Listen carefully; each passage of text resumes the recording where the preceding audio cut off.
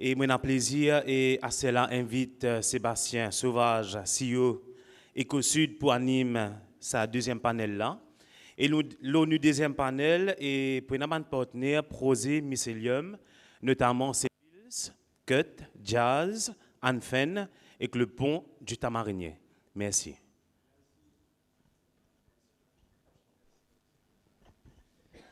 Donc, merci. Donc, moi, si Annette Tribouben de Pils peut venir nous rejoindre, la directrice de Pils, Saminta Adjoun, la coordinatrice psychosociale de Anfen, Rani Balou, directrice de Diabète Safeguard, Diaz. Merci d'être avec nous. Jamie Kahatik, ça va? La manager de CUT. Et si Annick Fortuné, social worker du pont du Tamarinier, social worker au niveau de développement communautaire. Mais si vous êtes là, et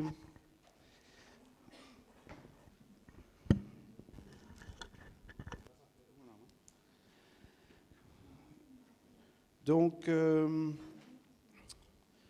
avons l'occasion de comprendre un enjeu par rapport à un citoyen qui est vulnérable, qui est en difficulté, et comment ça va une crise environnementale là peut exacerber une crise sociale. Et là, nous avons envie adresse avec nos camarades associatifs qui aussi dans sa prosée mycélium là, qui posture la société civile en mouvement prend pour faire face à sa problématique là. Donc, merci vous êtes là. Et moi, je suis content. On commence avec Rani Balou, directrice de Diabète Safeguard, Jazz. Et donc, si vous pouvez partager un peu avec nous au niveau de mon service où l'association peut offrir, qui nécessitait nous à adapter nos services par rapport à la santé, parce qu'on travaille dans le domaine de la santé, par rapport à une crise environnementale, qui ou compréhension et qui nécessité ou association ou association de mettre en place. Si vous pouvez prendre le micro, merci. Scalaire, on a l'impression tout le temps quand nous peut cause changement climatique, nous peut guetter comment les civiliens peuvent agir, nous peut cause inondation, mais nous pas cause soins, surtout les maladies non transmissibles. Et moi pas connais pas d'autres réaliser qui maladies non transmissibles, les peine à guérison. Peine à guérison, les is contrôlables à 100% et pour contrôler à 100% pour éviter ban comorbidité après, nous besoin d'un soin continu et ban médicaments qui bien vitaux pour ça. Bon, plus dans le domaine du diabète, hypertension et l'obésité, mais toute maladie non transmissible et n'a même facteur de risque et autres causes, autres parcours, autres pathways pour les patients, tout est pareil. Là, je peux mettre un petit emphase le diabète, mais pour les autres, avec les maladies cancéreuses et autres maladies pulmonaires, tout est pour pareil. Ce qui est arrivé quand nous avons une catastrophe naturelle comme une inondation, un cyclone, il engendre une coupure d'électricité, ça veut dire que nous avons une discontinuité dans les soins. Et accès aux soins et accès aux médicaments. Surtout là, quand nous cause diabète, nous cause une passion qui ont insuline, des enfants qui ont type 1 qui ont insuline, nous maman qui a diabète de grossesse qui ont insuline. S'il y a une interruption dans notre supply d'insuline, là, il peut être catastrophique. Ça en a une. Deuxième, nous avons aussi une insécurité alimentaire. Parce que qui dit maladie non transmissible, nous ne pouvons pas dissocier maladie non transmissible avec l'alimentation qui nous permet de nous l'éco. Garbage in, garbage out, vous connaissez ça. Donc, il y a ça. Plus, nous avons une crise thermique là. Température vient élevée, la même on peut dire pour dire une température pour monter pour venir jusqu'à 36 degrés. Et ça une crise thermique là, il peut engendrer en plus il peut un accident, un AVC, un problème cardiovasculaire et un problème rénal. Donc il pour quoi dire, mettre de la vie plus en danger par rapport à sa comorbidité là. Déjà, ça pour gagner lui-même, mais sa condition climatique là, pour renforcer. Donc, comment on peut dire, nous première crise nous y faire face pendant Covid. L'état on peut suivre une chaîne internationale, on peut trouver qui nous pouvons un lockdown. Nous pas pour se perdre. Alors, nous commençons à acheter insuline, nous gardons membre exécutif, gardons moi dans parce que nous connaissons, nous pouvons faire face avec ça. Et éventuellement, nous faisons face avec ça. Interruption insuline, peine à insuline. Comment pour donner un lockdown partout? Nous, tu as un véhicule, tu as un contrat, un prestataire, tu as un contrat pour distribuer et manger. Nous devons cacher dans sa van là. Elle donne insuline. Nous avons une maman qui est enceinte avec diabète de grossesse. Nous avons des enfants, des adolescents qui ont besoin d'insuline. Après, nous avons WAP, Work Access Permit. Le Work Access Permit, il est régional. Pas même ça, ou prend dans l'auto, aller, la police arrête tout. Nous sommes ensemble avec le président de l'ONG. Nous disons, qu'est-ce que vous pouvez faire vous-même? Nous là, laissez-nous passer. Tout ça, nous misère là, nous passer. Et en même temps, il y a beaucoup de choses qui se font dans l'interruption coupure d'électricité. Nous avons des affaires, nous devons faire face. Là, par la suite, nous pouvons déjà faire même une éducation thérapeutique. Là, nous commençons à faire une éducation thérapeutique au niveau communauté. Nous donnons une autogestion, une capacité de autogestion. Nous donnons des tools pour gérer une crise comme ça. Nous essayons de créer un network entre patients. Comment pour aider entre eux, te donne un petit insuline en plus, en mon next rendez-vous, il y a me donne toi un petit peu. Te donne un petit médicament en plus, me donne toi. Stocker, vous connaissez quand on gagne, nous sommes réalistes, quand nous gagnons des affaires, quand nous gagnons des médicaments cadeaux dans l'hôpital, quand nous pas servi, nous aider. Alors, l'ancien message n'a pas été aucun médicament gardé, parce que pour après, quand on pas pour une pour bien servir. Donc, nous faisons tout ça, ces affaires-là. Mais il y a encore beaucoup d'affaires pour faire. Merci. Qu'il faut nous passer avec Annette. Un service de petit déjeuner après le Covid dans et qui a nécessité pour mettre ce service de petit déjeuner là en place? Si vous pouvez pas nous explique-nous un peu Lola. Au fait, le service petit déjeuner, ça a plutôt émergé. Je crois que c'était en janvier 2022 ou 2023, quand il y a eu énormément de pluie, où il y avait des grosses inondations autour de Port-Louis. Et donc, on a un service communautaire, un centre de santé communautaire à Port-Louis, où il y a beaucoup de personnes qui vivent avec le VIH qui viennent pour les soins, pour la continuité des soins. Mais à un moment donné, quand il y a eu ces grosses pluies-là, au fait, on a vraiment réalisé le manque de structures disponibles pour accueillir les personnes en grande vulnérabilité, notamment les sans domicile fixe. Et donc, on a pendant ces jours-là où il y avait toutes ces inondations, on est parti dans notre van et on a accueilli beaucoup des SDF qu'on a ramenés au centre. Et comme c'était vraiment des services d'urgence, on n'était pas très équipés pour accueillir autant de personnes.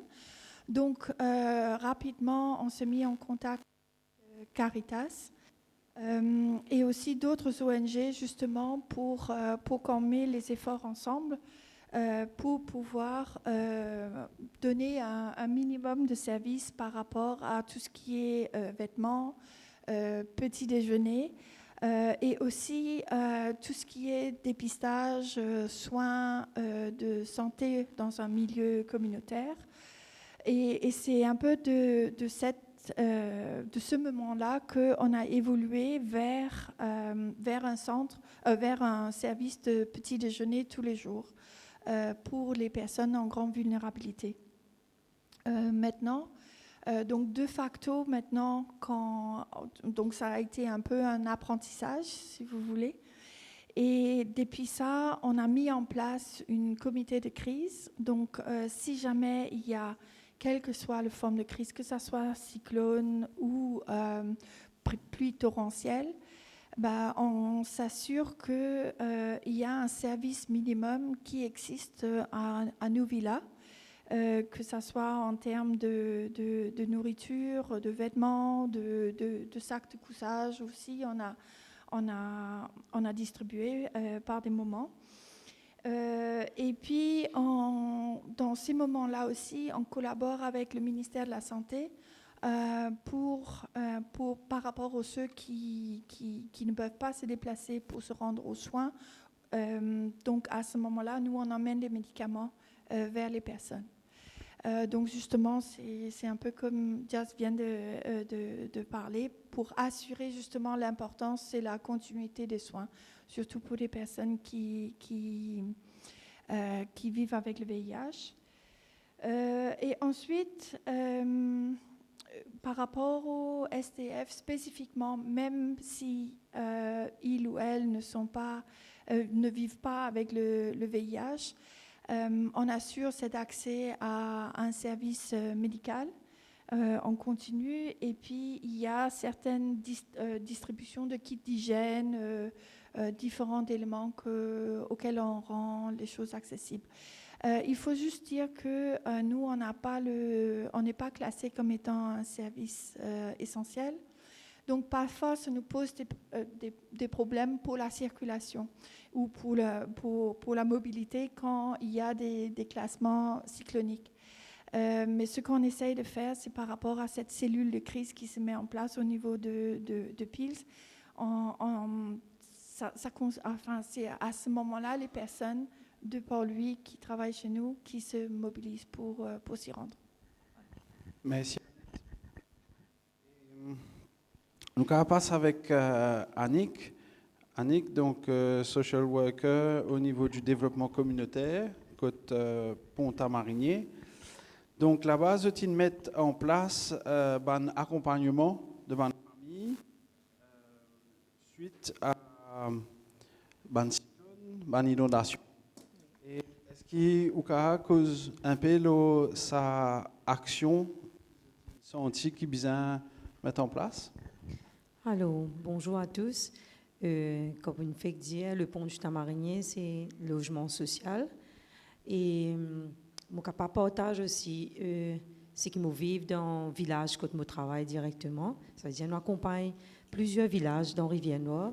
Et moi, je suis basée dans le village Caredas, qui se trouve à côté de London, quand je passe le semaine. Un petit village, côté de 38 familles. Et ça, une famille-là, puis attendre pour être relogée. Il y a plusieurs démarches qui nous peuvent faire à plusieurs niveaux pour qu'ils nous gagnent un terrain pour reloger.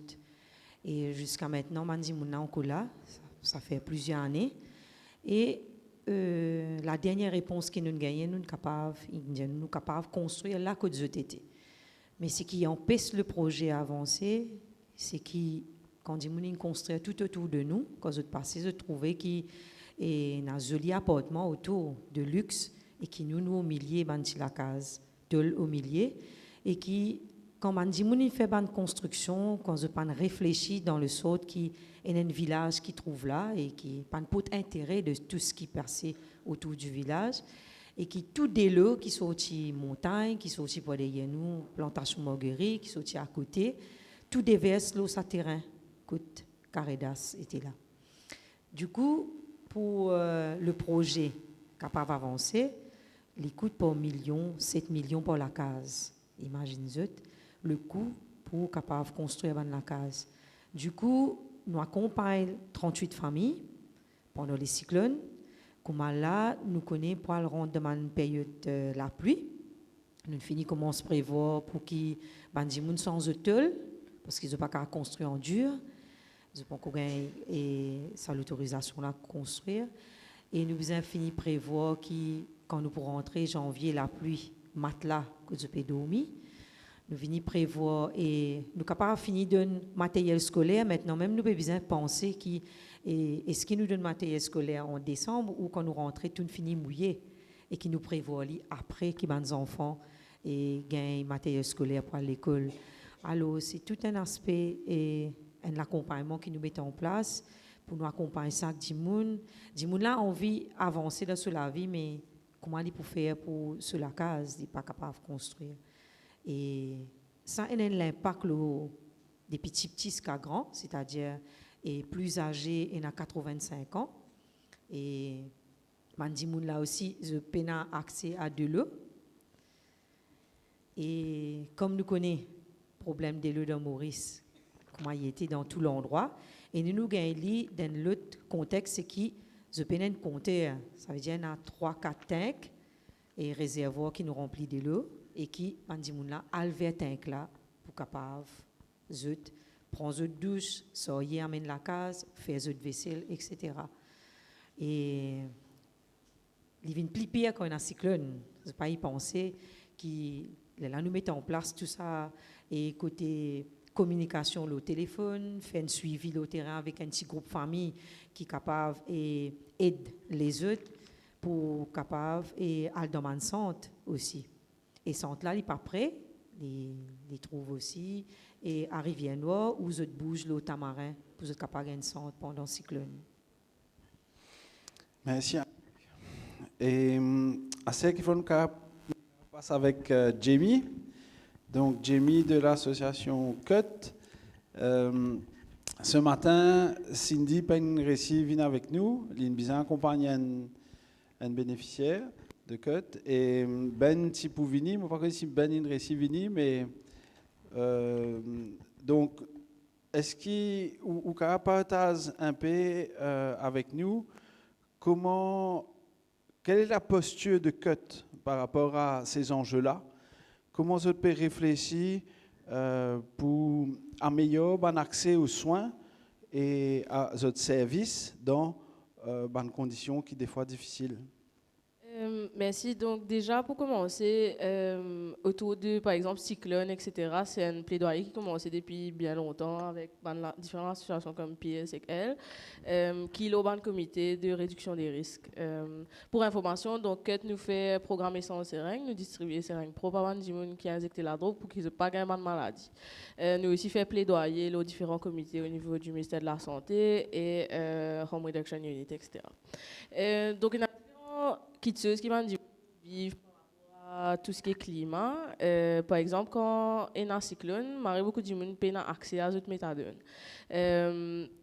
Donc, parfois, ce qui est arrivé, c'est qu'il n'est plus distribué méthadone dans la station de la police à ce moment-là. Des gens viennent jusqu'à l'hôpital pour prendre cette méthadone, qui est souvent très loin parce qu'il paye un transport, difficile pour moi, c'est dans les temps pareils. Et que si un gens rate ce méthadone 3 jours, il saute. Donc, il n'est plus là au programme là, il n'est plus gagné accès à ce méthadone après 3 jours. Comment il rate 3 jours, fini. Et n'a qu'à côté de médecin, log, relog, médicaments, mais souvent, dis là, vous avez recommencé la procédure. Ce qui est arrivé, c'est que ça va dire là, c'est une perte de vue. Donc, je n'ai plus vu le soin, je n'ai plus prendre de méthadone, et qui est arrivé, je recommence à consommer la drogue, et qui, je dis, la drogue qui est là, impacte la santé, etc. C'est la même chose aussi pour les ARV, donc, dis pas réussir à prendre cet ARV, rate de rendez-vous si il y a un temps pareil. Et que souvent aussi, ils arrêtent de médecine. C'est une affaire qui nous a gardé en tête, c'est que souvent, les gens qui consomment la drogue ou qui vivent beaucoup de stigmatisation, déjà dans cette situation de stigmatisation-là, ils ont une difficulté pour faire confiance à leurs soins.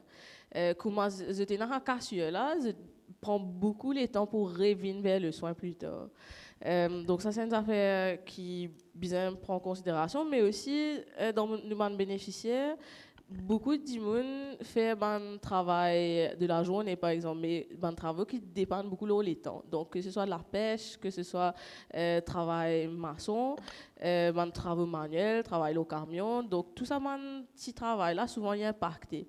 Donc quand il y a une situation comme une crise climatique, donc ça va dire là encore plus vulnérable à tout ce qu'ils ont pu vivre, accès à manger. Par exemple, si nous prenons l'exemple Covid, PSL, qui gagne un financement international pour essayer de demander feedback à des gens qui fait justement travaux manuels et travaux qui dépendent au jour le jour, et que nous tirons ici à le distribuer. Donc, on n'est pas encore à cette partie, mais une affaire qui est bien considérée, c'est le financement international. Souvent, les extra, les pas stable. Donc, il y a une situation politique, comme Donald Trump est élu, beaucoup de financement est coupé autour du VIH et de la santé sexuelle. Et que ça, c'est une affaire qui beaucoup impacté les gens au terrain, gagnent accès à manger, gagnent accès à bonnes soins. Donc, voilà. Aussi, changement climatique, donc des gens qui consomment la drogue, etc., qui vivent dans une région qui est bien affectée. Souvent, ils ont besoin de changer la case, redonner l'autre place pour rester parce qu'ils tout à fait non demandé. Et pour prendre méthadone, il fixe tous les jours. Donc, si par exemple, il attribue toi station, une station pour prendre méthadone, donc tous les autres, tu as besoin de prendre te méthadone là-bas. Si tu changes l'endroit que tu as resté à l'autre place, souvent ce qui est arrivé, c'est qu'ils disent pas qu'on a un procédé pour faire pour changer l'endroit qu'ils ont besoin de prendre méthadone ou gagner accès à ARV. Je viens vers un service, mais il n'y a pas tout le monde qui vient vers une ONG aussi pour prendre l'aide, prendre conseil, pour transférer méthadone. Donc ça aussi c'est un problème. Donc quand une situation climatique force les gens pour bouger et que les gens perdent encore une fois l'accès à ce bon traitement et maintenant le soin. Donc voilà. Merci Jamie. Aster, nous venons avec de l'association.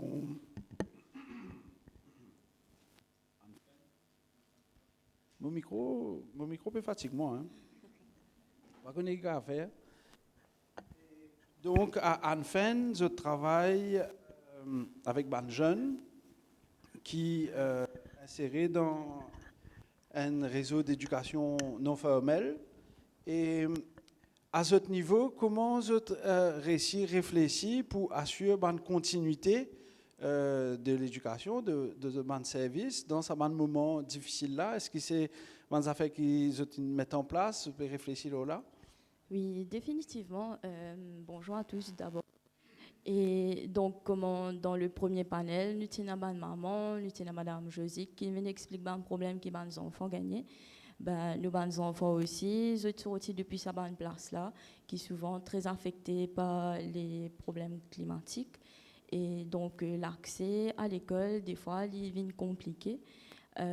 Pour donner un exemple aussi, pendant le Covid, les jeunes dans les autres écoles, dans l'école, on va dire, normale, ils ont accès au vaccin facilement. Et nous avons fait un plaidoyer, nous avons contacté le ministère de la Santé, le ministère de l'Éducation. Tu as plusieurs apports au fait pour nous bons enfants aussi capables d'avoir accès au vaccin. Et maintenant, quand nous faisons face à un problème climatique, donc dans le mainstream, les enfants ont des tablettes, ont accès à l'internet, etc. Mais nous, les enfants, nous avons accès à ça, on va dire, logiciel là, logistiquement parlant, nous avons accès à aussi ce équipement là. Donc, ils fragilisent justement nos systèmes scolaires.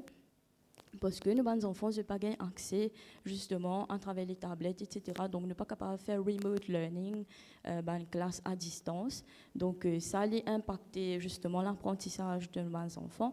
Maintenant, quand nous parlons aussi de nos enfants, il y a une certaine vulnérabilité. Je te fais face à beaucoup d'adversité aussi. Et donc, enfin, nous travaillons beaucoup aussi sur l'accompagnement psychosocial de nos jeunes. Et là, quand vous n'êtes pas capable à l'école, justement, il y a beaucoup d'enfants qui gagnent accès à un service d'écoute qui nous met en place, donc par nos counselors, etc. Et donc là aussi, le service est interrompu. Donc, je n'ai pas accès à un service de counseling. Et tout ça là, il crée encore plus de détresse chez nos jeunes. À savoir aussi que nos jeunes nous remarquent aussi qu'il y a beaucoup de problèmes d'apprentissage. Donc c'est pour cela aussi qu'ils ont été décrochés, on va dire, du système formel de l'éducation à Maurice. Et donc ils apprennent différemment. Donc ça va un système de remote learning là, encore une fois, il est vraiment difficile parce que ils ont une attention personnalisé, individualisé, que dans l'école en temps normal, il y a un éducateur qui est à l'écoute, qui est avec eux tous les jours. Et là, quand tout ça l'a interrompu, donc il est difficile. Déjà que ça m'a enfants là, j'étais un retard par rapport aux autres enfants qui sont dans le système formel. Donc là, ça gap-là, il continue à être creusé, ils accumulent encore plus de retard dans cet apprentissage. Donc, voilà un petit peu les difficultés qu'ils nous rencontrent. Et donc, nous pouvons continuer à réfléchir, bien sûr, à comment nous sommes capables de faire face à cette situation-là. Parce que nous pouvons militer, nous pouvons continuer à lutter pour ces enfants-là, pour qu'ils soient capables eux aussi être reconnus comme les autres enfants qui sont dans le système formel de l'éducation. Parce que quelque part, c'est des enfants qui sont oubliés, on va dire, par le système de l'éducation. Et donc voilà, aujourd'hui, c'est ça nos plaidoyer. Merci. Merci. Et il faut nous faire un deuxième round avant nous passer la parole à Vanzi Munkila. Donc là, nous pouvons rentrer en plein pied dans l'été 2025, quand nous connaissons un risque cyclone, inondation, forte chaleur et forte pluie. Et nous pensons, nous bien comprendre l'enjeu et dans qui démarche votre été avec votre capacité, votre niveau, votre bonne finance et ressources humaines. Et qu'il faut élaborer un peu quel mécanisme au niveau national qui est capable d'aider à mieux soutenir la communauté, les citoyens dans votre action. Quelle posture que vous souhaiterez pouvoir bénéficier de la part de l'État? Et si nous commençons par Mme Balou. Au fait, comment nous pouvons trouver un enjeu là, mais c'est que vous connaissez une réponse à cette situation catastrophique là, il y a plusieurs niveaux. Nous avons le niveau immédiat, comment nous faire pour Covid et autres, comment tout peut faire. Nous avons une mesure à moyen terme et puis long terme, c'est la résilience. Immédiatement, on peut dire l'été peut venir là. Il finit prédire pour une 13 tempêtes NDL, température pour jusqu'à 36 degrés. Mais comment nous pouvons assurer la continuité des services? Du bizarre d'eau est déjà fini, comment se mettre un système en place que nous pouvons déclencher une santé mobile. Man santé mobile, à travers le gouvernement, il y a plusieurs véhicules. Nous, avec nos petits vans, petits transports, cachette, si nous réussissons à faire ça pendant Covid, qui fait que le gouvernement n'a même pas une pensée pour faire ça. Mais nous avons un soutien parce que ce n'est pas nous qui, we are not the policy makers, we don't have the finance, we have to beg for finance.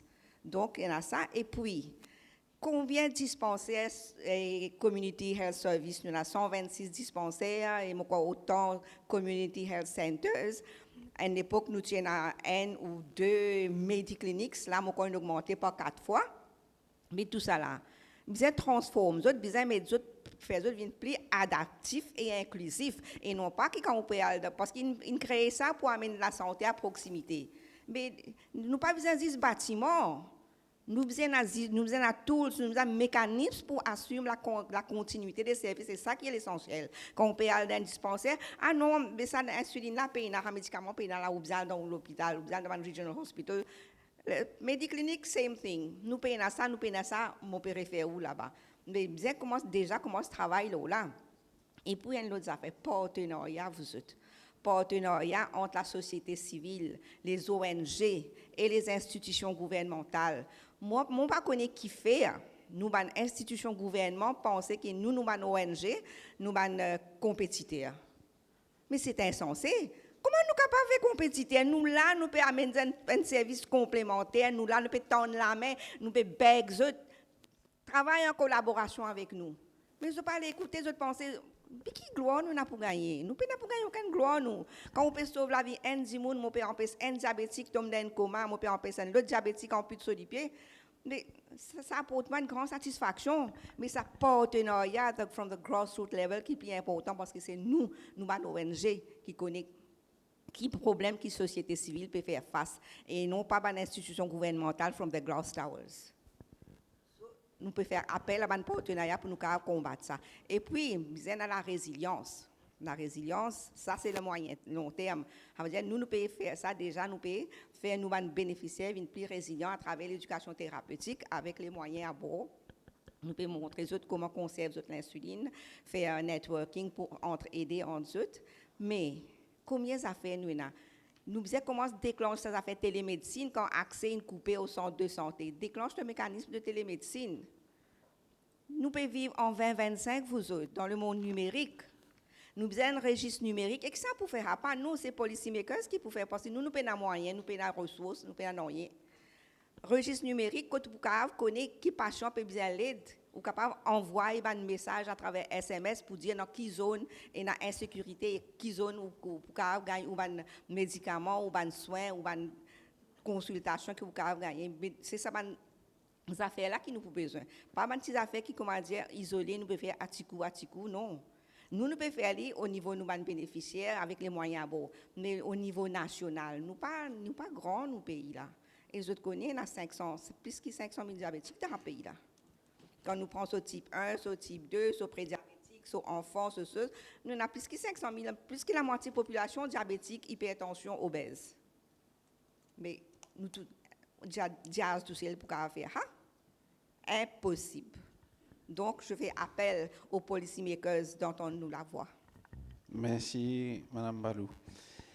Et Annette, de votre côté, comment l'État est capable de mettre en posture de soutien par rapport à un enjeu qui peut arriver là, en même temps, il y a une urgence aussi, nous. Là. Je pense que je suis plutôt dans un esprit de co-construction. Pour justement qu'on aligne les responsabilités au niveau gouvernemental, au niveau ministériel, avec l'expertise et l'expérience et le rôle de la société civile. Donc, ensemble, mettre en place les systèmes et les structures qu'on sait qui marchent. Parce qu'on a suffisamment d'expérience, que ce soit depuis le Covid, depuis avant, on a accumulé pas mal d'expérience par rapport à cette co-construction pour répondre à des situations d'urgence. Donc je pense que c'est vraiment de formaliser ces systèmes et ces processus et les structures et assurer qu'il y a des accords mutuels formels pour pouvoir définir justement dans toute confidentialité, parce qu'il y a aussi une notion de confidentialité par rapport à l'échange de données. Donc pour nous, c'est vraiment, comme Jamie avait mentionné aussi tout à l'heure, par rapport à ce service de proximité, pour pouvoir permettre ce service de proximité par rapport aux médicaments, pour assurer la continuité des services. Et puis, je dirais quand même, j'ai oublié de dire un point tout à l'heure, donc je voudrais juste rappeler ça, parce que ça aussi, c'est un élément que c'est très important, c'est justement la stigmatisation envers les personnes qui vivent avec le VIH, mais aussi d'autres populations clés. Et nous, pendant les situations, par exemple, d'inondation, nous, on réfère les personnes vers des shelters. Mais il y a un gap aujourd'hui par rapport au personnel qui sont passés dans les shelters et le stigmatisation et leur niveau de connaissance par rapport au VIH aujourd'hui. Donc ça veut dire que nos usagers des services sont très exposés à la stigmatisation quand ils vont venir vers les shelters. Donc bien souvent, il y a une grande résistance par rapport à ça, ce qui augmente leur vulnérabilité. Merci Annette. Je ne sais pas si j'ai répondu à non, c'est ces top. questions. Merci. Et juste un autre point, et je pense que bien souvent, peut-être l'erreur on est en train de faire au niveau national, c'est qu'on a les ONG dans une catégorie, ils travaillent ensemble, et puis il y a différents clusters au niveau des ONG avec des différents ministères. Donc peut-être il faudrait commencer à réfléchir à des best practices qui peuvent être utilisées pour d'autres domaines. Donc, par rapport à ce service de proximité que nous, on a vécu avec le ministère de la Santé, est-ce que c'est quelque chose qui peut être transposé à d'autres domaines? Donc, c'est ça un peu. Donc, voilà. Merci. Et puis, un autre point, c'est les chaînes de communication, parce que, justement, quels sont les centres médicaux ouverts pour qu'on ait vraiment un système de communication de crise qui émane du ministère de la Santé pour qu'on ne doit pas aller chercher les informations, mais que l'information est vraiment pushed pour qu'on a juste à recevoir et chercher. Top. Et Annick, est-ce que vous pouvez nous partager un peu par rapport à ce soutien de l'État dans le démarche qu'ils ont pu faire, dans le soutien à la communauté? Alors, pour moi, mon revenu le logement, c'est plus l'accès au logement. Et comme on dit au début, nous mettons tout une technique en place pour accompagner les gens qui peuvent vivre ça, qui peuvent vivre dans des conditions qui ne sont pas faciles du tout et qui, comme le pont du Tamarinier, fait le pont avec le gouvernement au niveau des terrains. Et qui chacun joue son rôle, chacun acteur dans la place qui était et qui nous capables d'avancer ensemble. Et qui pour avancer, c'est qui ça l'impact que ça peut faire le bandit qui nous peut accompagner de plus en plus des années à années et combien de temps vous tenir et qui la santé mentale bandit ça peut jouer beaucoup et qui est-ce qui dans 2-3 années ensemble nous sommes capables de continuer à accompagner dans ce niveau là est-ce qui et pour continuer à rester dans sa condition-là. C'est ça qui me demande le gouvernement et de ça côté l'accès au logement. Parce que dans plusieurs discours, nous dit et nous pouvons construire tant la case dans Maurice. Mais nous ne pouvons pas croire, nous pouvons apprendre dans la salle aujourd'hui qui dans Rivière-Nord, qui ont tout le développement social. Et ce n'est pas moi qui peux venir dire ça aujourd'hui, mais nous tous au courant, tous citoyens qui là trouvent autour de nous qui peut passer. Et c'est ça qui nous lance, nous la voix encore plus fort pour dire, mais est-ce que chaque acteur peut jouer ce rôle? Merci Annick. Et Jamie, est-ce que tu peux partager un peu les expectations depuis l'État? Oui, donc déjà un État voulait en parler aussi, c'est surtout classification d'un ONG dans services essentiels. Donc nous finissons cause par rapport à Covid, etc. Nous pas gain distribuer matériel, cyclone pas gain distribuer. Donc c'est important de reconnaître le travail et comment ça impacte la santé grandement au niveau de transmission de maladies. Mais aussi, ce n'est pas nécessairement juste soutien des ONG, mais des changements en termes de structuration et de politique autour des drogues qui sont très importants, qui vont pas seulement aider les ONG, mais directement impacter les personnes concernées. Donc, par exemple, Méthadone, nous connaissons ça depuis longtemps, c'est take-home dose. Donc, au lieu de se rendre tous les jours pour venir prendre la méthadone, parce qu'il dit en danger aussi pendant une période pareille, nous n'avons pas envie de mettre la vie du en danger. Mais à ce stade, on dit nous avons un système veille de faute, pluie, etc. Et c'est bon qu'il y ait un système qui dit qu'on prend cette méthadone dans la case, dans un container flasque qui est bien casté, comme sirop latou, etc. Qui child-proof containers, on appelle ça. Et puis, structuration de la méthadone aussi. Donc, distribution dans un dispensaire, un horaire bien réglementé. Ça, c'est très important. Et en état parlé de ça, c'est accès à ban abri, ban centre, ban shelter. Donc, ban du monde pas forcément informé, mais aussi beaucoup de stigmatisation du monde paye pour accueillir du monde qui consomme la drogue ou qui consomme la drogue, qui le méthadone. pas connaît comment pour accueillir bandi moun dans un espace là. Donc du coup souvent c'est plus facile de refuser. Mais ça bande affaire là est important qui permet ban ONG forme bandi moun qui dans un centre là. Ça c'est important et voilà, je sais pas si peut-être Ben veut rajouter par rapport au vécu Ben est arrivé. Merci. Top, merci. Je passe la parole à Ben juste après. Et Saminta, est-ce que vous avez partagé aussi? Après, nous passons la parole à votre camarade. Alors, nous sommes en 2025 et je pense qu'il est temps de se rendre compte que le système éducatif n'est pas adapté à tous les jeunes.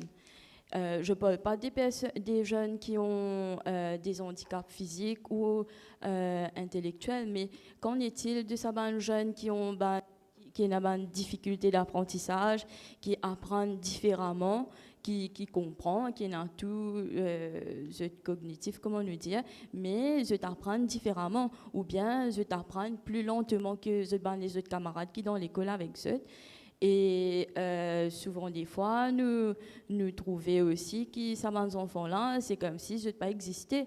Qui arrive ces enfants-là quand je n'ai pas capable, termine je PSA, quand je n'ai pas capable, arriver dans le collège, adapté à ce système au collège. Là.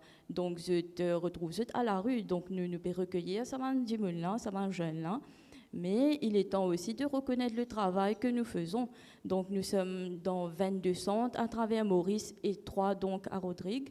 Et le travail qui se fait est souvent ignoré. Ou sinon aussi, nous, on est là pour travailler en complémentarité avec le système scolaire à Maurice. Et pourquoi nous, jeunes, ne pas recevoir la même facilité que les autres enfants qui sont dans le collège. Par exemple, j'ai mentionné plus tôt, tablettes, etc., ressources qu'ils sont capables d'utiliser pour continuer l'apprentissage. Donc, nous demandons sa reconnaissance-là. Parce que c'est jeunes de demain, c'est là aussi pour contribuer à l'économie. Je peux travailler, je peux contribuer, je peux voter pareil comme tout le monde. Mais pourquoi je paye les mêmes ressources, les mêmes facilités qui les autres jeunes à Maurice? Pourquoi cette différence? Pourquoi ça, on va dire, sa discrimination-là envers nous jeunes? Voilà, merci. Merci Saminta. Merci. Alors là, donc, si vous avez une intervention, une question, peut-être on peut prendre. Oui, si Ben veut intervenir, avec plaisir. Oui, bonjour. Bonjour, Ben. Désolé pour le retard. Moi, j'ai une responsabilité pour accompagner quelqu'un. C'était prévu ça. Hein? Ben, moi, ce que je pour rajouter, c'est que pendant une période cyclonique, étant donné que moi, j'ai 10 km qui me suit ce traitement-là, ben, nous subissons un marre problème pendant une période cyclonique. Right? Et c'est que moi, tout marre casse ça là-dedans. Ben, pendant classe 3, ben, je transport pas gagné à rouler, mais par contre, nous, 10 nous besoin de ressources mains, aller, pour risque, à l'hôpital, l'hôpital qui donne un traitement méthadone, pour nous gagner 2. Mais ça ne me doit pas normal, ça, c'est inhumain, ça. Mais que fait-je de considérer que les gens méthadone? C'est les gens avant tout. J'ai un problème de substance, mais c'est un dimanche avant tout ça. Parce que je ne suis pas né sa substance. Ça, je ne vis un dimanche qui consomme. Après, il y a un problème. C'est mais tout le monde pas pareil. Il y a des gens qui travaillent et qui paient bien, comment dire, les horaires ici, horaires qui malades de médicaments là, ici, il n'est pas bon. Il y a des gens qui commencent à travailler bonheur. Mais 6 heures, déjà, il est trop tard pour prendre le méthadone. Mais je ne sais pas pourquoi il prend lit parce que je prends temps de travail, je prends bras de transport. Il y a quoi? Il y a beaucoup de méthadone là, 6h15, 6h20. Mais il n'est pas normal ça. Au réel, tu dis 6h à 8h. Mais nous devons revoir au réel ici. Et aussi, bien souvent, des fois, des gens qui prennent le méthadone, il y a des gens qui utilisent, mais pendant un moment cyclonique, une période forte plus là, un centre fermé. Mais quand je prends le matériel pour poser de service, pour utiliser. Parce qu'il nous devons être conscient qu'il n'y a pas tous les gens qui utilisent, qui passent. Il y a des gens qui contribuent dans la société. Le travail, le responsable, bien, un petit parti du monde qui a un problème, qui faire une connerie, mais il y a des gens qui me connaissent, right? Qui sont corrects, qui sont bien. Après, l'autre problème qui m'ont constaté encore, maintenant, nous fatigués faire de monde qui viennent caster, qui viennent seal, pour pénétrer le trafic, right? Et flacon là, il demande une bouteille en verre. Par exemple, mon flacon sirop était, et ça, il pour moins dans la nature, pour nous pour trouver moins de la nature, il pour moins l'impact le système climatique. Dis-moi pas vous êtes partout, il pas pour booster dans le canal. Ça, nous besoin revoir ça. C'est si marée important qu'il nous revoit ces affaires-là. Vous comprenez? Ben voilà un peu, si nous avons envie de partager avec eux, ben, j'espère que le gouvernement revoit ces affaires-là, parce qu'il est bien important pour un des gens qui le traitement méthadone avant tout. Vous comprenez? Merci. Merci Ben. Est-ce qu'il y a Karina devant? Bonjour, Karina Gunden de MRU 2025. Alors, moi, je représente une ONG qui est souvent nous étiquetée ONG l'environnement. Et d'ailleurs, merci Sébastien qui te réunit tout ça, un acteur de la société civile. Et effectivement, quand on écoute Saken depuis ce matin, moralement compte, effectivement, qui fait d'autant plus important qu'ils nous avancent ensemble et qui c'est pas juste parce qu'ils nous étiquette une ONG l'environnement, une ONG sociale, éducation, etc., etc. Parce que sinon, nous pouvons exactement ce qui nous reproche souvent dans le ministère, c'est travailler en silo.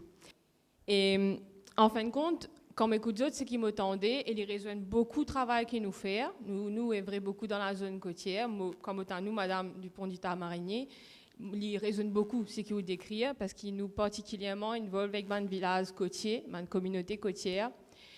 Et nous, ce qui nous fait beaucoup d'ailleurs avec Sébastien, avec Nalini, tout ça là, donc nous avons une ONG qui beaucoup dans la zone côtière effectivement, c'est pour venir avec finalement un projet de territoire.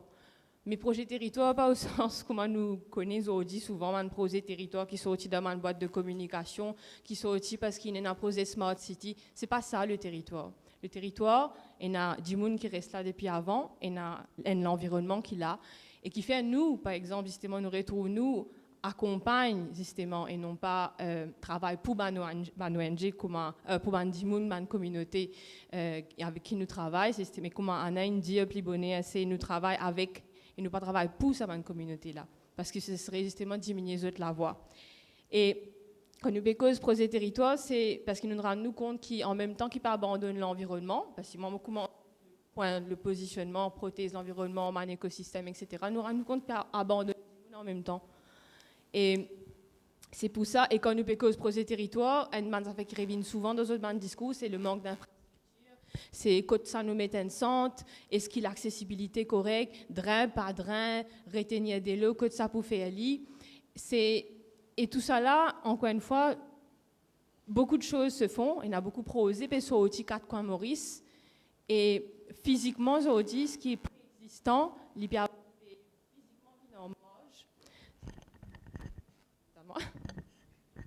bon, comme un micro qui n'est pas bon. Donc, nous pouvons gagner justement une communauté qui peut retrouver en marge physiquement, littéralement, hein, quand madame, vous pouvez décrire la situation Caridas, quand nous trouvons une tasse à faire pour monter là-haut, nous autres pays inondés en bas, pas trop connaître qui pour faire, nous autres pour bouger ici, pour bouger là-bas, pour bouger, pour tirer les autres épisodes, quand nous autres rester, quand nous autres grandir, quand nous autres nés, est-ce qu'ils pour décaler, nous autres pas connaître, quand pas avoir les autres. C'est autant de choses qui peuvent qui vraiment commun à 4 coins Maurice et Alisa. Ça m'a un village là, 4 coins Maurice. Et dans ça, village-là, il y a aussi beaucoup de situations de vulnérabilité préexistantes, parfois même historiques. Nous retournons en arrière, même.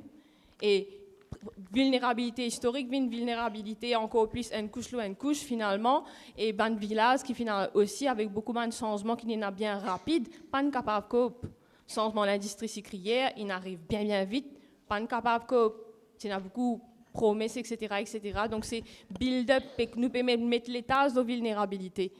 Et c'est pour ça qu'aujourd'hui, je ne connais pas peut-être souvent un temps qui nous peut cause, parce que ce matin, Rachel a une mention plan aménagement territoire. Mais quand ils ont dit vraiment, moi, ce qui me peut trouver, c'est qu'ils nous peut besoin vraiment capable et a un impact lorsqu'on appelle qui manière nous utilisons l'espace dans nos pays, parce que beaucoup de choses finalement reviennent à ça. Beaucoup de choses viennent au fait qu'il y a une communauté qui finalement autour peut opérer tous enclavés, et l'enclave fait faire qu'ils opèrent tous aussi inondés et sans issue. C'est une image qui est physique, mais c'est aussi une image qui est symbolique, enclavée sans issue. Et nous sommes capables de trouver un cime pour nous sortir depuis ça. Et c'est pour ça que m'espérais et vraiment me souhaiter, me penser effectivement c'est le way forward. Il n'y a pas d'étiquette. Nous tout peut travailler pour nos pays, nous peut travailler pour du monde ce pays-là. Et me penser c'est effectivement comme ça que nous pouvons bien plus avancer divan. Merci Karina. Nalini? Pourquoi madame tu as envie de réagir d'abord? C'est ça? Moi, passe la parole. Vous connaissez quand nous peut cause l'urgence climatique, l'environnement, nous peut déjà marginaliser nous à ça. Mais nous avons un aspect holistique là-dedans. Moi, je pense que nous avons changer de thème là. Nous avons mettre l'urgence climatique et santé. Parce que tout ce qui nous peut causer, tout ça, un mauvais aspect qui nous une société plus vulnérable peut faire face, éventuellement, pour lead to diseases, et maladies non transmissibles. Qu'il faut nous peut faire ici, nous peut donner méthadone, nous peut faire ça, nous peut faire l'autre, éventuellement, il peut le mot avec une maladie non transmissible après. Parce qu'il ne faut pas oublier maladie non transmissible, et la guérison, et la contrôle, continuité des soins. Donc, nous cause nous sens nous mettons urgence climatique plus santé et sous ce thème là nous pouvons créer une justice sociale et équité dans l'accès aux soins et à la prévention. Il y a d'autres interventions? Vas-y. Enfin, je envie de répondre à tout ça qui est fini dire. Et que je pense qu'au fait, ce qui est important aujourd'hui, c'est Nalini Bonne, plateforme Maurice Environnement, c'est que nous avons une conversation pour mener avec l'autorité qui est détenteur d'une obligation par rapport aux droits humains. Et on commence par à nous écouter des gens qui ont le droit violé. Là, sa conversation-là, c'est ça qui nous peut causer, et nous peut causer justice. Ok, nous connaissons qu'il y a des gens qui sortent des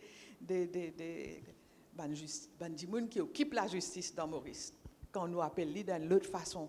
Mais moi, j'ai envie qu'ils nous causent la justice de deux manières et qui cadrent par les droits humains. Alors, pour moi, il y a des affaires. Nous faisons une cause, soi-disant, dans nos pays pour commencer à mettre droit de la nature, of nature. Mais là, nous pouvons cause droit à la nature aussi. Et nos problèmes dans nos pays, nous avons beaucoup de problèmes, dans le sens que nous sommes capables, et nous avons une convention de droit, nous sommes capables de signer un protocole qui dit que chaque monde est capable d'aller mettre un case, qu'il y a ce droit violé, que ça dit qui peut prendre méthadone, etc. Mais souvent, il n'est pas proclamé. Il y a beaucoup de choses qui ne sont pas proclamées dans nous la loi, qui ne sont pas traduites dans nous la loi. Et donc, là, nous bien limités dans ce qui l'autorité même capable de faire. Personne qui type cause le disaster and risk reductions. Qui marge de manœuvre, il y en a vraiment pour exercer et prendre une petite chose en main, comment nous sommes capables de prendre en main si jamais et nous frauder, comment dire, casser, elle donne du monde, elle contre la loi, pour elle donne du monde manger parce qu'il peut mourir des fins en termes pandémie, vous connaissez?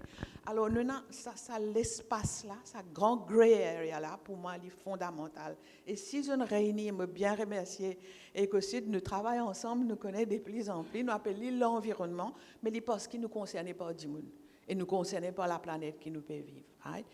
Nous avons un corpus de droits humains qui commence tous un droit, il amène nous tout de suite à tous les autres droits qui violent. Il est absolument comme ça, et il est vrai que toute l'autorité travaille en silo, en partie, je comprends ça. Parce qu'ils sont pas capables d'agir selon ce qu'ils sont dans un champ de compétences. Le problème n'est pas là. Le problème, c'est qui l'ouverture est vis-à-vis d'eux, et qui marge de manœuvre qui est capable de faire. Si nous sommes capables de sortir d'ici aujourd'hui, nous avançons un petit pas dans sa conversation avec l'autorité, et ça qui nous essayer de travailler dans l'espace. Quand nous causons l'environnement, nous causons l'environnement du monde. Nous causons qui nous forment partie de l'environnement là. Quand nous pécons dis-le, 3 ans nous l'écho dis-le. Et ça peut affecter nous, il peut affecter. Dis-le, plastique peut rentrer dans dis-le peut rentrer dans nous l'écho. OK? Qui ça voulait dire dans nos manières à gérer la santé? Hier, je pégué une affaire. Ou pécause fondée sur les données, la réalité du terrain. Mais comme ça, la plupart des citoyens jamais ont l'accès à l'information. Il faut dire un consultant international dans le propre pays, là où ils ont l'accès à l'information dans ce pays-là. C'est grave, vraiment comme ça, tout seul qui ont gagné. On a trouvé que le ministère de la Santé, c'est le premier ministère qui paye tagging. Vous connaissez ce que ça veut dire budget tagging, budget, qui quantité de dépenses ministère de la Santé qui est liée exactement à cause du disaster risk. Je peux faire une taxonomie comme ça. Je belle cause, je peux dire ça, dépense là, nous avons dit c'est parce qu'il est trop saut, il a diabète, ça madame là, il tombe 5 ans, puis il n'est pas capable de monter 5 étages, etc. Il a fait un AVC. Je peux dire à la qui quantité nous dépense la santé dû à l'effet qu'il y a trop de salaire, fini dans l'inondation. Et pourtant, il y a des gens dans le ministère de la Santé, dans le ministère des Finances, qui peut dire, mais non, il n'est pas possible, il y en a trop beaucoup. Mais qui peut baser pour dire qu'il y a trop beaucoup? Est-ce qu'il y a l'information qui est bizarre? Nous avons un recensement qui donne l'information extrêmement détaillée dans tout village council area, tout municipal board area. Mais est-ce qu'il y a des gens qui sont formés pour connaître qui des gens qui dans sa digital elevation model là? Nous sommes capables de faire ça, nous. Nous sommes besoin de l'autorité et de nous faire ce travail-là. Nous connaissons des gens dans l'endroit plus bien. Et finalement, c'est ça qui nous besoin. Quand on peut cause leadership, c'est ça. Alors, si nous sommes capables de trouver qui n'est pas nous capables de faire zodi là, qui est capable de faire une différence. Les types un combat politique et de droits humains bien important et bien concret. Et moi, je souhaite que nous cause comme ça pour ça la journée là, pour nous avancer. Merci. Merci, Naïni.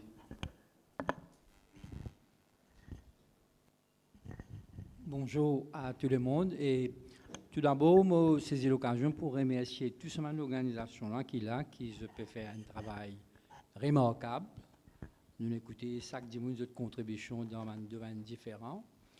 Et bon, Sébastien, il soulève la question, quand il pose une question, il pense que c'est une solution, l'association, je connais où est les problèmes, de identifier où est les problèmes. Maintenant, c'est la solution. Et je connais aussi la solution, on peut paraître. Moi, ma question est, est-ce que je engage donc mon dialogue, ma communication avec l'État pour dire, écoutez, l'État, je peux faire so much, je peux faire pour réussir à atteindre l'objectif, mais il y a plus que ça pour faire et je dois agir en complémentarité, pas compétition avec eux. Mais est-ce que je engage un dialogue formel avec l'État pour dire voilà les solutions possibles et nous besoin gagner la possibilité pour amener cette solution-là. Parce qu'ici, nous prenons un atelier travail comme aujourd'hui et nous pouvons identifier, nous pouvons connaître quelles sont les solutions, nous pouvons excuser, mais nous ne pouvons pas venir dans l'atelier là chaque année, mais pas pour aucune solution. Est-ce qu'il donc y a un dialogue? Moi, je suppose peut-être oui, mais moi j'ai envie de connaître pas là. Et quels sont donc les résultats? Est-ce que l'État a envie d'écouter pour trouver une solution? Quelle est la situation? Sur le terrain. En forme concrète. Merci. OK. Est-ce qu'il y a quelque... Une bonne question, Maître Amin. Et moi, je peux dire que dans le domaine des maladies non transmissibles, the Ministry of Health is the worst ministry to work with. Parce que, moi, je peux dire, vous n'avez pas de dialogue. Un dialogue constructif. Je ne sais pas pour nommer ministre à l'époque, mais si tu as un dialogue constructif à l'époque, mais la peine. Si pas un dialogue constructif à l'époque, aujourd'hui, mes enfants avec diabète de type 1, pas un stylo, pas un glucomètre, free of charge dans l'hôpital. Mais depuis peine. Depuis 15 janvier cette année-ci, mon père a une rencontre avec le ministre de tutelle. Jusqu'à aujourd'hui, je n'ai pas gagné. En fin de compte, à travers mon réussi gagner une rencontre avec le junior ministre, mais là aussi nous pas connaître qui chemin concret nous pour prendre. Dans certaines choses, il y a un dialogue. Par exemple, avec le VIH, les autres et autres, il y a un dialogue. Mais je ne comprends pas comment, qui fait avec maladie non transmissible, avec diabète et autres, nous payons. Qui fait à cause, moi, je Rani Balou? Ou bien quoi? Ou bien à cause, moi, une femme à la tête? Discrimination? Mais I don't know.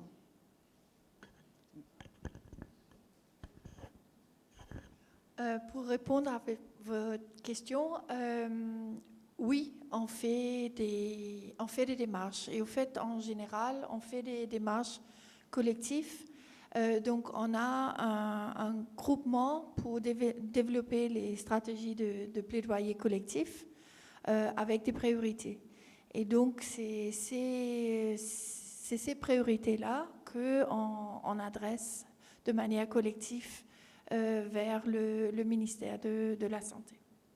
En principe, c'est envers le ministère de la Santé, oui.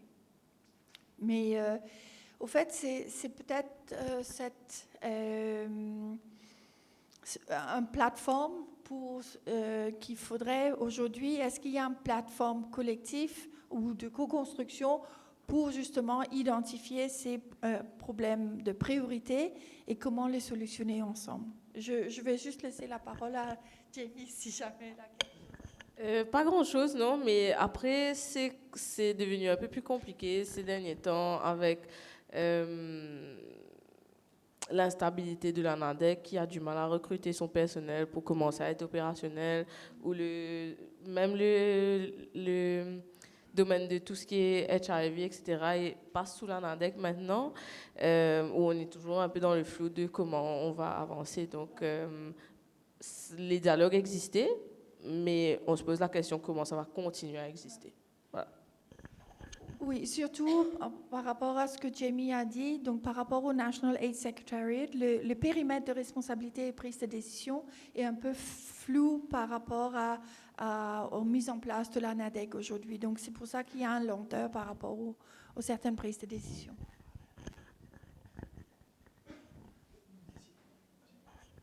Oui, merci aussi, monsieur, pour cette question. Juste pour vous dire que nous existons depuis 25 ans et c'est depuis 25 ans que nous militons pour ces élèves-là. Et donc, on a pu avancer sur certaines choses définitivement, mais on a gagné une petite bataille, mais la guerre reste à gagner. Donc, il y a beaucoup à faire aussi. Et donc, c'est pour ça que nous continuons à militer et que, en espérant que on aura un jour une bonne collaboration avec le ministère de l'Éducation et que ces élèves-là aussi seront considérés comme des étudiants comme les autres à Maurice. Merci. Alors, à notre niveau aussi, on a essayé de travailler avec le gouvernement et dans la communication et pour arriver à ce qui me fait dire le matin, arriver à ce qui nous gagne sa terrain côté Caridas là qui pas abouti. Mais moi je suis content que Marlène cause un peu plus là dans la salle dans tout ce qui est communication et les rencontres avec le gouvernement. OK, donc on va prendre encore 2 interventions et puis on va changer. Marlène? Non, on a Jacques-Henri et après on va prendre Marlène. OK, très bien. Merci.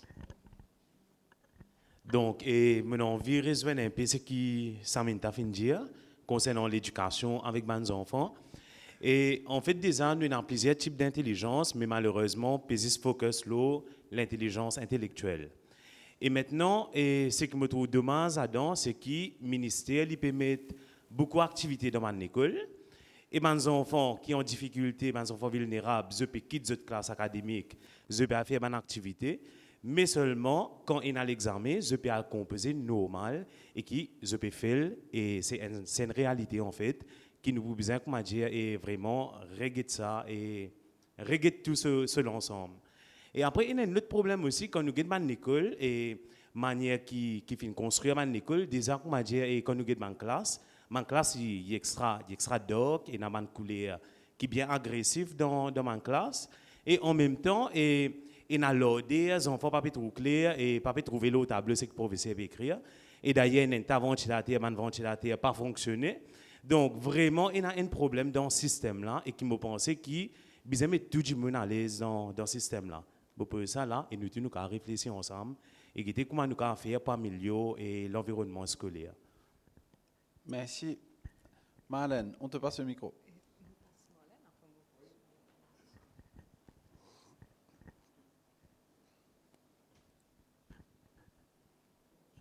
Merci, bonjour à tout le monde. Je crois que l'important aujourd'hui que nous mettons les doigts là un point. Dialogue est une tentative depuis des années, mais l'objectif est différent. C'est à cause de ça que nous dialoguons, un dialogue de sourds. L'objectif de ban ONG, de la société civile de Bandimoun qui approche avec la population, l'objectif c'est la personne. La personne est au centre. Et nous vivons au quotidien l'expérience de la vie quotidienne du citoyen. Tandis que pour les décideurs, pour le gouvernement, c'est l'objectif, pas même l'objectif que nous. Et je crois qu'aujourd'hui, il est important qu'il nous cause ça. Parce que quand nous pouvons dire, nous avons deux objectifs bien différents. Pour le gouvernement, avant que je prenne une décision, je dois bien connaître est-ce que l'ensemble de la population pour d'accord et qui dans la prochaine élection, je peux gagner les élections. Ça, il faut le reconnaître et qu'il faut me croire qu'il nous cause. Parce que continuellement, au niveau du logement, nous avons une réunion, discussion qui peut vivre au quotidien et quelle une solution capable d'amener pour un changement. Mais quand il arrive à un certain niveau, beaucoup d'affaires capotées. Et actuellement, nous pouvons faire face justement. Il y a beaucoup de boards dans les différents ministères pas capables de mettre en place, justement parce que l'objectif n'est pas même l'objectif. Alors, je crois qu'aujourd'hui, il y a nous cause. Merci. Ok, merci. Dernière petite Merci. Bonjour, c'est Edith Boulel, président du National Human Rights Commission. Tout d'abord, merci tout le monde. C'est un témoignage très intéressant. Et aussi, félicitations à EcoSud parce que c'est important qu'il ça débat la justice environnementale. Il met beaucoup l'emphase qui quel type de l'énergie propre, etc. Mais première fois, tout ça peut shifter graduellement vers un débat du monde, le problème que du monde gagne dans la vie. Et c'est ça qui est important, parce que c'est dans la case, tout comme droits humains, c'est dans la case que ça a commencé. Dans la case qui a un problème, que ce soit la santé, que ce soit l'éducation des enfants, que ce soit un défi qui vous fait face tous les jours, la qualité de la vie. Et tout ça là vient de pollution, vague de salaire, inondation, tout ça là, un problème de santé, tout ça là vient dans le... Moi, tout ce qui m'a dit, la National Human Rights Commission, c'est une entité indépendante. Nous la porte grand ouvert pour accompagner les autres. Déjà, nous besoin beaucoup d'ONG pour nous accompagner les autres si nous sommes pour joindre les autorités. Nous indépendants et nous la porte. D'ailleurs, une des premières choses dans la réorientation qui m'a amené, c'est que je fais quand une caisse la cour pour un prisonnier qui dépasse cette période d'emprisonnement. Donc, il y a beaucoup de choses parce que la prison, tu peux redire pas un lot de la cour. Il y a beaucoup de choses qu'on peut faire. Le bureau du DPP, il fait pionnier un peu pour la section 250. Et Natara, mon ami tient des avocats là-dedans. C'est-à-dire, nous accompagnons dans une revendication. Imaginez-nous la Commission des droits humains accompagne dans une revendication, que ce soit pour tout, la justice sociale. Les points de la voix important. Et moi, je la porte grand ouvert, je les joins tant de monde qui possible, comprendre le problème qui est dans le terrain et accompagne pour revendiquer ça. Qu'il faut les autorités, les autres priorités. nous là, nous capables, pour conscientiser qui est là, un problème qui fois je pas trouver, je pas conscient. Et ce travail qu'ils ont fait, qu'ils sont au courant sur le terrain, il y a une source d'information tellement importante qui me croit, nous tous capables de travailler ensemble, nous faire la différence si nous collaborons. Merci.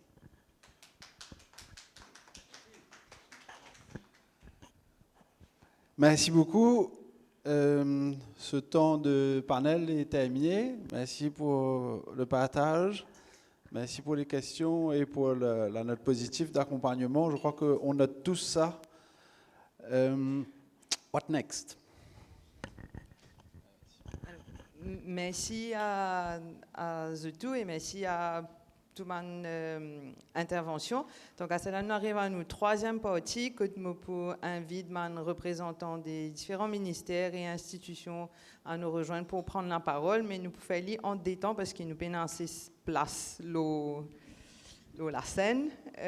Donc, je vais inviter le docteur Boudou du ministère de l'Environnement, le docteur Domen du ministère de la Santé, Madame Siroton du ministère de Gender et Monsieur Jomada du ministère de l'Éducation. Merci.